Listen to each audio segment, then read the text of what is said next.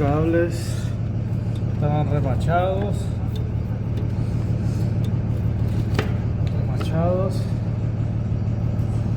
estaban unidos. Había que verlo el que va para los lados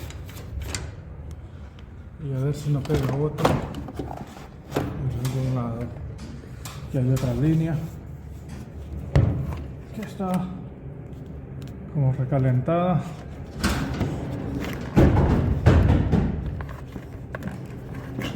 Y habría que ver, esta luz está dañada.